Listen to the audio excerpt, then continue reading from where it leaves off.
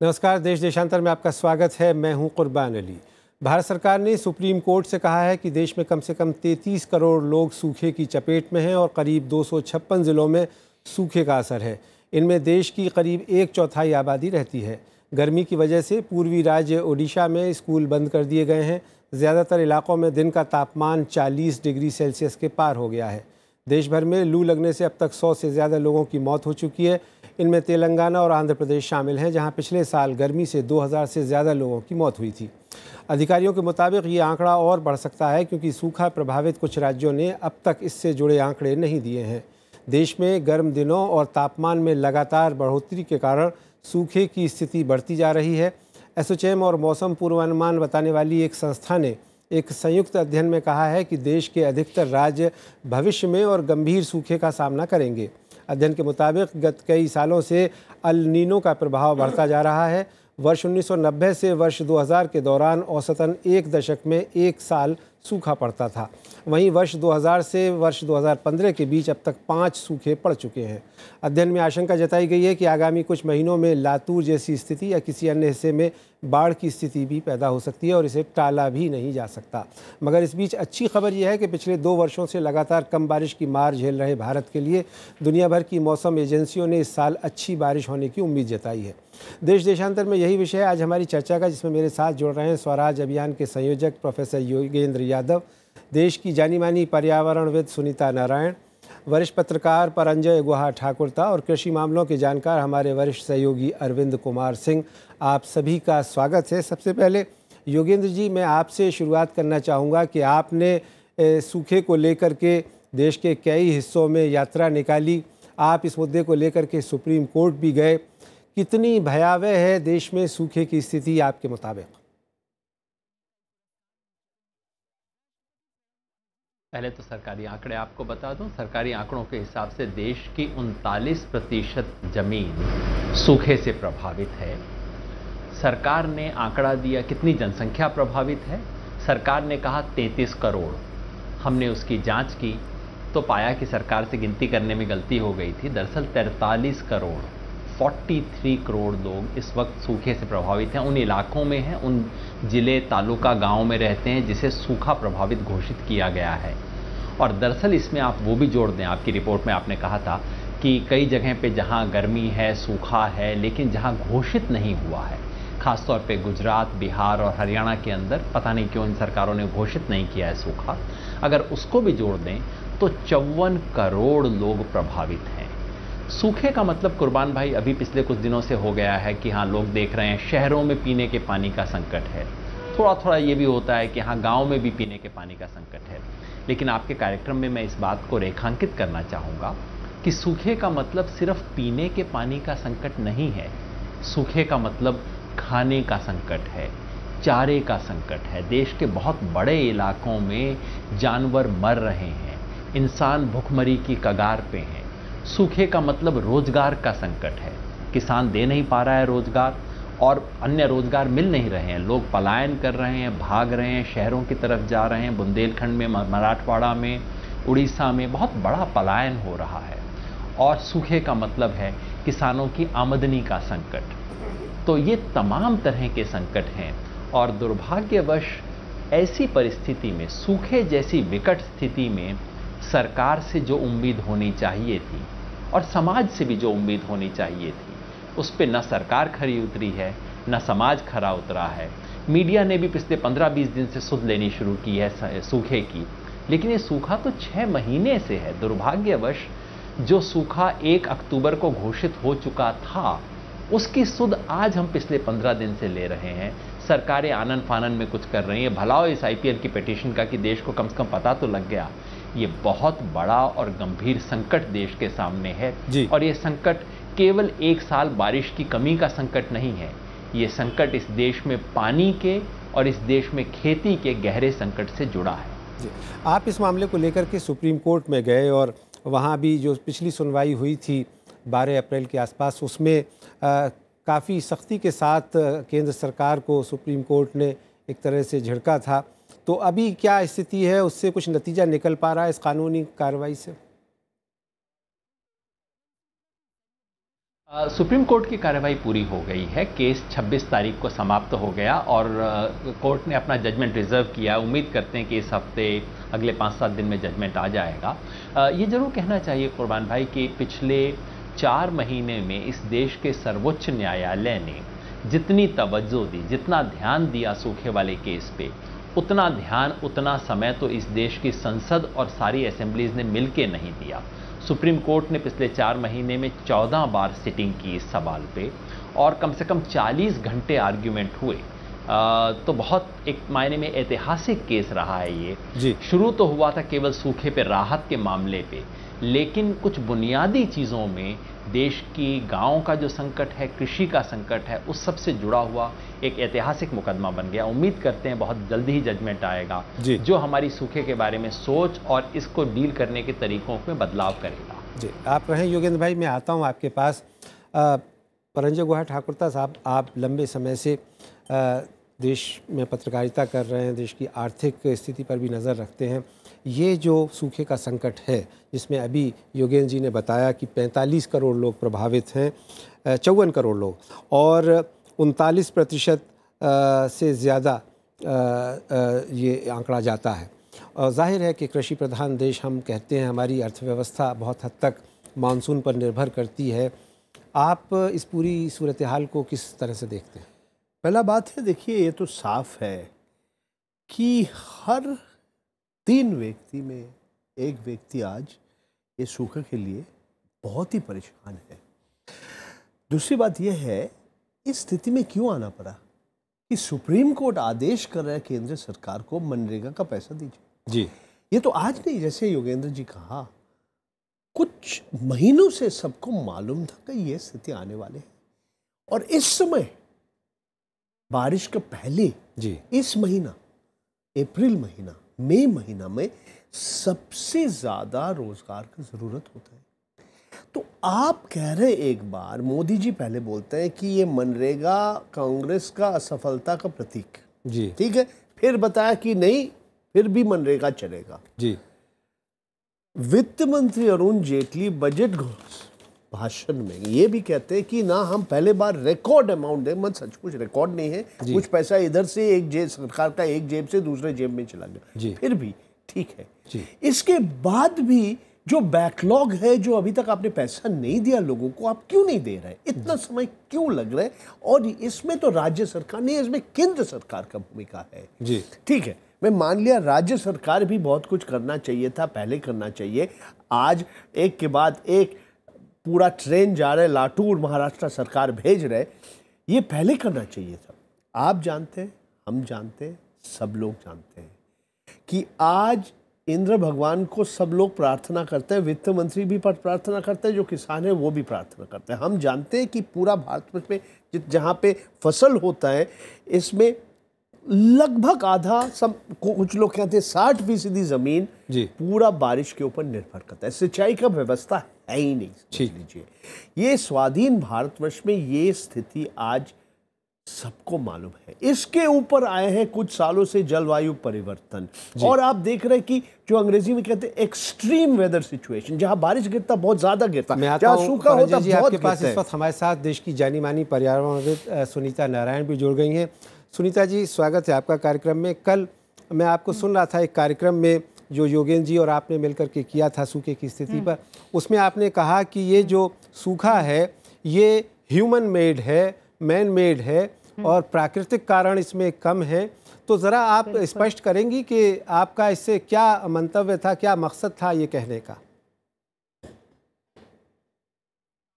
देखिए, ये नहीं है कि भारत में पहले सूखा नहीं होता था, और सूखे ज़रूर, जब बारिश नहीं होती तो किसान के पास कोई और तरीका नहीं है। और मगर ये भी बात सही है कि अगर आप पिछले कुछ सालों में देखें तो किस तरह से हमने पानी का दोहन किया है, और आज जो पानी का इस्तेमाल, जब वर्षा होती है तब हम पानी को रोकते नहीं हैं। जो तालाब थे गांव के अंदर, जो तालाब थे हर खेत के अंदर, हर शहर के अंदर, वो सब हमने खो दिए। पिछले 10 साल में ये बात हुई कि मनरेगा के अंदर हम पैसा लगाएंगे, मनरेगा का पैसा पानी के संरक्षण में जाएगा, मगर हमने मनरेगा के अंदर पैसा जरूर लगाया, मगर उसके अंदर हमने ये सोचा कि हम नौकरी दे रहे हैं। कभी ये नहीं सोचा कि नौकरी किस चीज़ के लिए दे रहे हैं, कि पानी का संरक्षण कैसे करें, जिससे जब वर्षा हो तो हम पानी को रोक सकें। तो एक तो जो पूरी कमज़ोरी रही है पिछले 40 सालों की, कि हमने पानी का जो समाज का संबंध था पानी के साथ वो तोड़ दिया। और आज जब वर्षा होती है तब हम रोते हैं क्योंकि बाढ़ आती है, और जब वर्षा नहीं होती है तब भी हम रोते हैं क्योंकि वो सूखा पड़ता है। मगर दूसरी चीज़ जो हो रही है कि आज जो पानी की जो ज़रूरत है वो बहुत बढ़ भी गई है, क्योंकि जब पहले सूखा आता था तो वो किसान का सूखा होता था, गरीब का सूखा होता था। ज़्यादा से ज़्यादा ये होता था कि किस तरह से उन तक पानी, उनके लिए पीने का पानी पहुंचाना है। आज जो सूखा पड़ता है वो ये भी है कि शहरीकरण, औद्योगिकरण जो हुआ है उसके अंदर जो समृद्ध भारत का सूखा है वो एक बहुत भयानक सूखा है, क्योंकि शहर की जो पानी की ज़रूरत है वो बहुत बड़ी है, जो उद्योग की पानी की ज़रूरत है बहुत बड़ी है, तो वो पानी खींचता है, और पानी खींच के उसके बाद जो देता है वो खाली गंदा पानी है, जिससे जो पानी है वो भी बर्बाद होता है। तो मैं बिल्कुल मानती हूँ कि ये मैन मेड है, ये मनुष्य का बनाया हुआ सूखा है, क्योंकि पानी वर्षा होती है तो हम रोकते नहीं हैं। हमने किसी तरह से हम ये नहीं कर रहे हैं कि पानी के साथ जीना सीखें। जी, मैं आता हूँ आपके पास में सुनीता जी। अरविंद भाई, अभी आप मराठवाड़ा से लेकर के बुंदेलखंड तक का दौरा करके आए हैं, और राज्यसभा टेलीविज़न पर आपकी रिपोर्टें आजकल दिखाई जा रही हैं। जो कहें ग्राउंड ज़ीरो पे जो सूरत हाल है, क्या हाल है आपने देखा है? कितना परेशान है किसान और कितना परेशान है दूसरे लोग, और पशु पक्षियों की क्या स्थिति है? देखिए कुर्बान जी, जो सुनीता जी कह रही थी उस हिसाब से मैं थोड़ा आगे बढ़ूँगा। जो कुछ हुआ है उसमें पूरी की पूरी जो सूखाग्रस्त इलाके हैं उनकी पूरी रूरल इकोनॉमी ध्वस्त ध्वस्त हो गई है। जो आप किसी भी गांव में चले जाएं, मैं अभी चित्रकूट से लेकर के और मैंने जो है बीड तक का जो मराठवाड़ा का जो इलाका है, लगभग हर एक गांव में, दोनों में कुछ इलाकों में साम्यताएँ हैं, ख़ासतौर पर सरकारें जिस तरह से हैंडल कर रही, लेकिन हालात इतने भयावह है कि मैं बयान करने की स्थिति में नहीं हूँ। कई जगह ऐसी हैं जहाँ लड़कियाँ जो है सिर्फ पानी ही भरने का काम कर रही हैं, रात दिन औरतें रात में जग जा रही हैं। खुद उत्तर प्रदेश में ललितपुर की स्थिति मराठवाड़ा के किसी इलाके से कम नहीं है, और जो है जानवर मर रहे हैं। अभी मऊरानीपुर जो झांसी का एक ब्लॉक है, उसके बगल के एक गांव में मैं गया, वहाँ 250 जानवर मर चुके हैं जो है। तो ये जो पूरी है, अच्छा जानवर तो रूरल इकोनॉमी का बैकबोन है। वो जब सूखा होता है जिन दिनों, उन दिनों जो है ग्रामीणों के सहारे में एक प्रमुख सहारा होता है जानवर, जो दुधारू पशु है। तो कुल मिलाकर के, और दूसरा राहत जो हो रही है, जिस तरह की राहत का पूरा इंतजाम हो रहा है, उसमें वैसे भी आपदा प्रबंधन तंत्र में जानवर हैं ही नहीं इनके।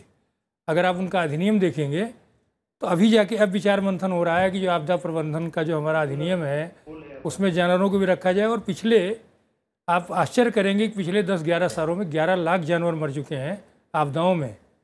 तो ये कहीं एजेंडे में नहीं है। और तो मुझे लग रहा है कि कुल मिलाकर के अब प्यास लगने पर, जैसे कुआं खोदने की बात है, इस सरकारों के लेवल पर टैंकरों से आप पानी सप्लाई कर रहे हैं। टैंकरों से पानी किसको मिल रहा है? जो ताकतवर हैं उनको पानी मिल रहा है। मैं कुर्बान जी एक उदाहरण देना चाहूँगा, जो महाराष्ट्र सरकार के जल संसाधन और ग्रामीण विकास मंत्री का जो इलाका है बीड, वहाँ रात में मुझे 11 बजे औरतें, एक दो नहीं 50 औरतों का एक समूह मिला रात में 11 बजे, जो कि टैंकरों से भीख मांग रहा था, जो आ रहे थे कि साहब हमको थोड़ा सा पानी दे दिया जाए। तो ये मतलब क्या हो रहा है जिस जगह। और दूसरी चीज़ जो सुनीता जी कह रही थी उसके आगे, अब बुंदेलखंड में तो तालाबों की वो शानदार परंपरा रही, चंदेलों के शासन से लेकर के और अभी तक, जो मतलब आज़ादी के पहले तक इतने शानदार तालाब बने हैं। 1000 एकड़ से लेकर के जो है 2-2 हज़ार 1.5-1.5 हज़ार एकड़ के तालाब, उन सब में इंक्रोचमेंट हो गया। सरकारों ने देखते देखते कब्जा कर लिया है, शहरीकरण हुआ। तो मुझे लग रहा है कि ये सारी चीज़ों पर एक जो व्यापक नीति बनाने की जरूरत थी, उसकी तरफ सरकारों ने ध्यान नहीं दिया है, और बहुत ही भयावह हालात है जो है। इसको व्यक्त करना बहुत कठिन लग रहा है। जी योगेन जी, आपने कहा कि सरकार ने कुछ नहीं किया, समाज ने भी नहीं कुछ किया। अब चूँकि ये आपात स्थिति है इस वक्त में, और लगभग आधे से ज़्यादा देश आपके हिसाब से, अगर मैं बात करूं, सूखे से प्रभावित है, तो ऐसे में क्या होना चाहिए? कैसे इस विपत्ति से निपटा जाए? विपत्ति की घड़ी में तो एकदम पहले आपदा को ही देखा जाएगा। एक मेरा छोटा सा सुझाव है, अगर यहाँ बैठे बाकी साथी इससे सहमत हों, अभी भी 2 महीना लगभग बाकी है बारिश देश के ज़्यादातर इलाकों में पहुंचने में। केरला में पहले आ जाएगी, लेकिन बाकी सारे देश में पहुंचने में 2 महीना 1.5 महीने का वक्त बाकी है जी, 25 जून तक। क्या ये नहीं हो सकता कि ये देश एक इमरजेंसी मिशन बनाए? इमरजेंसी मिशन क्या? कि अगले 6 हफ्ते 8 हफ्ते तक हम इस देश के हर गांव में, खास तौर पे सूखा प्रभावित इलाकों के हर गांव में जो भी तालाब है, बावड़ी है, खाला है, जल के जो भी स्रोत हैं, उनकी सफाई करेंगे, उनकी मरम्मत करेंगे, उन्हें बेहतर बनाएंगे, ताकि जब बारिश आए तो उस पानी को रोकने में हम समर्थ हों। और उसके लिए पैसा कहाँ से आएगा? उसके लिए पैसा आएगा मनरेगा से।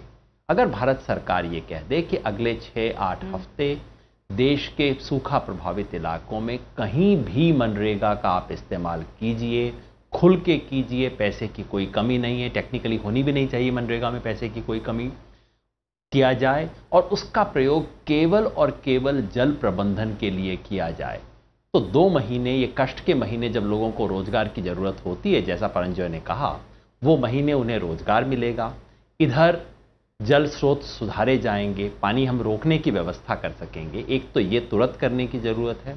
दूसरा, मुझे बहुत अच्छा लगा कि अरविंद भाई ने जिक्र किया पशुओं की स्थिति का। इस वक्त देश में इंसान के लिए अकाल हो ना हो, पशुओं के लिए अकाल आ चुका है देश के बहुत इलाकों में। और इस वक्त कैटल कैंप का जो सिस्टम महाराष्ट्र में है, जानवरों के चारे के लिए कैंप बना दिया जाता है, जहां लाइए, खिलाइए, उन्हें ले जाइए, वो तत्काल अगले 5-10 दिन में पूरे देश भर में स्थापित करने की जरूरत है। नहीं तो लाखों पशु मरेंगे, मर रहे हैं।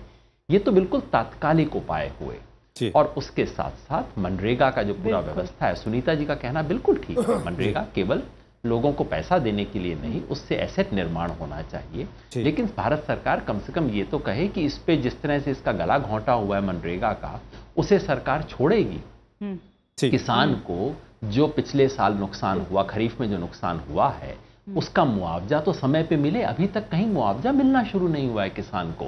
और सरकार ये जो ऋण रिस्ट्रक्चर करती है कॉर्पोरेट का, और बड़े बड़े लोगों के लोन रिस्ट्रक्चर होते हैं, वैसा लोन रिस्ट्रक्चरिंग किसान का भी जरा हो जाए। ठीक, ये छोटी मोटी चीजें हो जाएं तो कुछ राहत मिलेगी। और उसके बाद हम वो दीर्घकालिक उपाय जो सुनीता जी ने कहे, उस सब की तरफ बढ़ेंगे। वो तो करना ही होगा हमें। जी, अरविंद जी, आप कुछ कहना चाह रहे थे? जी, योगेंद्र जी ने जो कहा, इसमें मैंने ये देखा कुर्बान जी, बहुत महत्वपूर्ण बात योगेंद्र जी ने कही।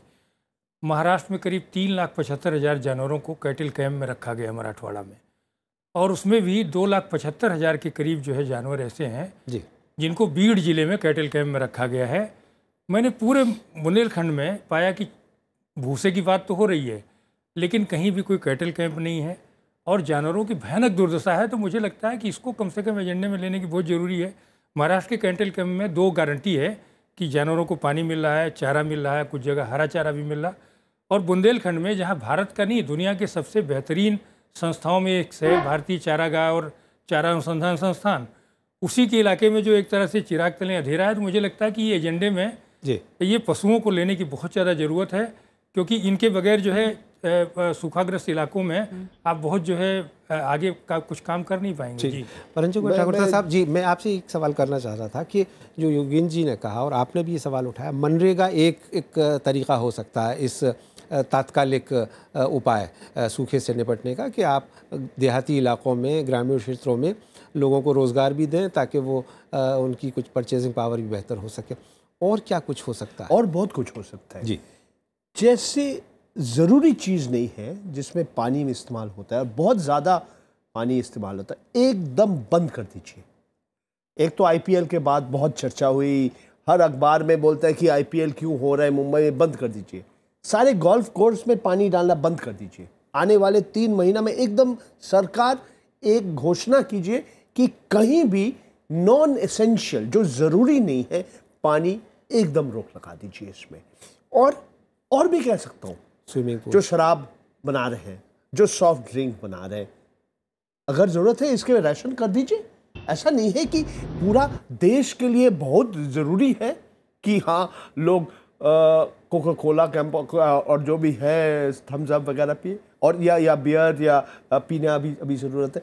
तो ये बहुत चीज़, ये मैं समझता हूँ ऐसा स्थिति आया, सरकार को एकदम बहुत सख्त कार्रवाई लेना बहुत जरूरी हो गया। एक चीज़ और मैं कहना चाहता हूँ, जैसे सुनीता जी कहा, आज हम भी कितना साल और लगेगा, आज हम प्रकृति के साथ कोएग्जिस्ट करना, शांतिपूर्ण तरीका से हमारा जीना कितना, और हमें कितना बार और शिक्षा, और कितने लोग शिक्षा देते हैं। और एक उदाहरण देखिए ना, उत्तराखंड में क्या हुआ है। समय की थोड़ी सी कमी है। सुनीता जी, आपकी अंतिम टिप्पणी कि आपकी नज़र में इस सूखे से निपटने के लिए क्या उपाय किए जा सकते हैं तात्कालिक तौर पर और लॉन्ग टर्म में, दीर्घकालिक तौर पर?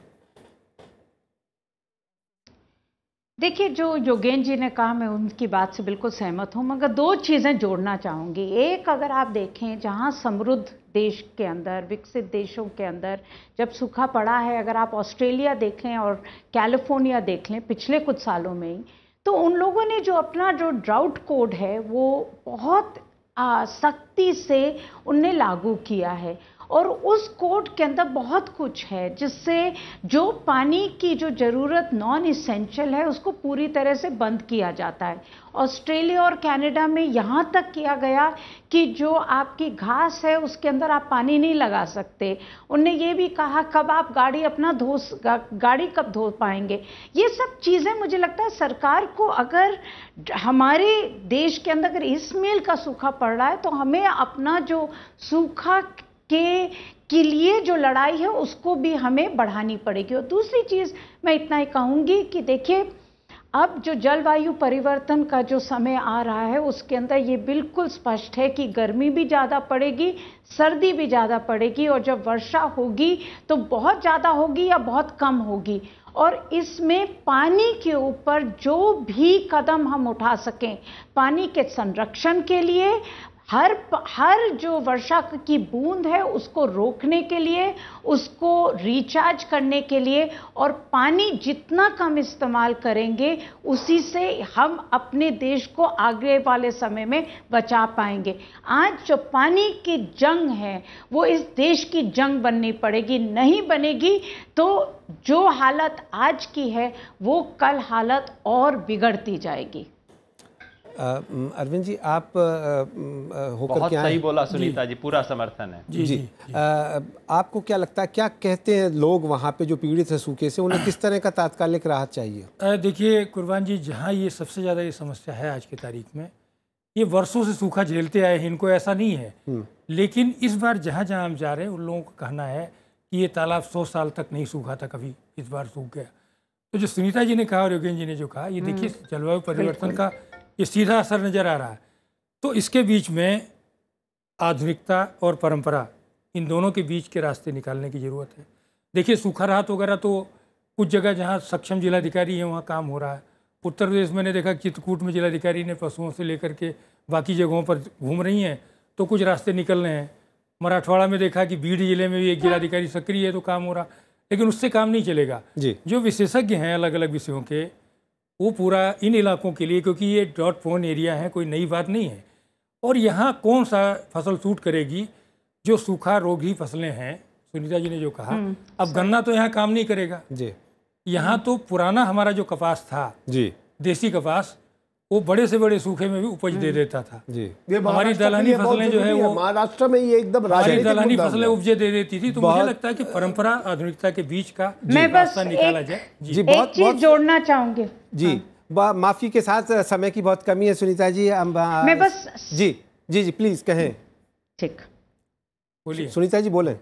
नहीं, मैं संक्षेप में इतना ही कहना चाहूँगी कि जो अब की बार का जो हमारा डाउन टू अर्थ का जो इशू है, हमने एक चीज़ और खोजने की कोशिश करी, कौन से वो गांव हैं जिनने उसी सूखे ग्रस्त इलाके में उनके यहाँ सूखा नहीं है। मुझे लगता है इन चीज़ों से सीखने की भी ज़रूरत है, क्योंकि ये नहीं है कि लोग अपनी कोशिशों से बदलने की कोशिश नहीं कर रहे हैं। उन कोशिशों को हम सबको, मीडिया को रिकग्नाइज करके लिखना चाहिए, जिससे हम समझ सकें कि क्या करें आने वाले समय में। बहुत बहुत शुक्रिया सुनीता नारायण जी, योगेंद्र यादव साहब, परंजय गुहा ठाकुरता और अरविंद कुमार सिंह हमारे साथ इस चर्चा में जोड़ने के लिए। तो हालात बहुत ख़राब हैं, देश में सूखे की भयावह स्थिति है और उससे निपटने के लिए तात्कालिक रूप पर एक युद्ध स्तर पर रणनीति बनाए जाने की ज़रूरत है। देश देशांतर में मेरे साथ इतना ही। नमस्कार।